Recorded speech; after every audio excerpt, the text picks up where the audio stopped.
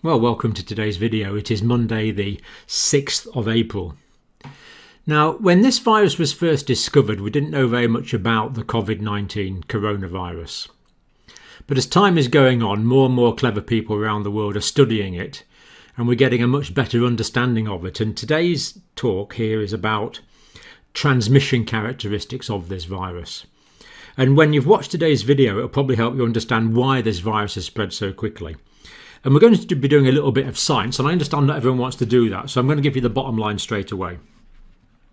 So the bottom line is that when we breathe out, we can be transmitting droplets for 2 meters, 7 feet, 6 or 7 feet.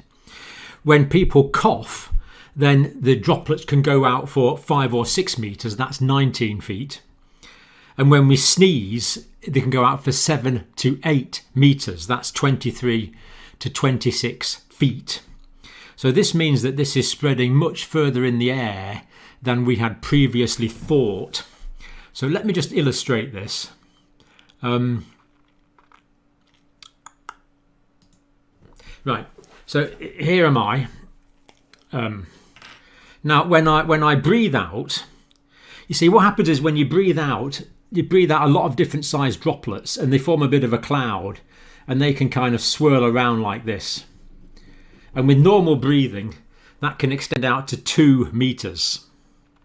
Now, not all of the particles will go out to 2 meters. Some will drop out before we get to that point.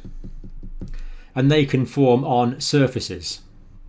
So there we have a box or a table or something. And the particles can go on top of that. And then we can touch that and contaminate ourselves with that. So it's about 2 meters for ordinary breathing.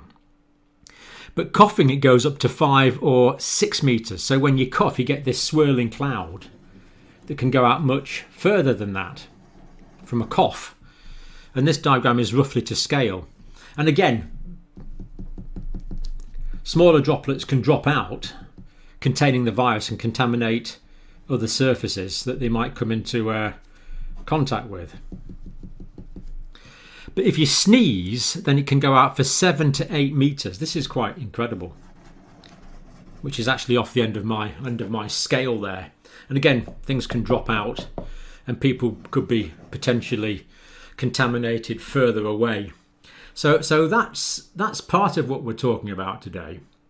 And the other thing, just to give you the bottom line before if you want to skip this video, is that the old-fashioned way of saying, well, an infection is either aerosol or droplet really no longer applies. It turns out that's based on old-fashioned thinking, and that there can be aerosolization of droplets containing the virus, and they can potentially spread in air currents such as air conditioning systems or as a result of fans.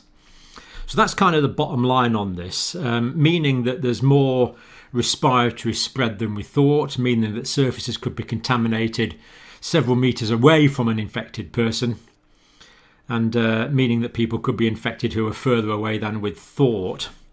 So we're saying 2 meters for 2 meters for ordinary breathing. So I didn't mean to show you that. That's for the end. It's that one. 2 meters for ordinary breathing. What did we say? For coughing, 5 or 6 meters, so that's up to about here for coughing, and sneezing even further. So breathing, coughing, sneezing, transmissibility range.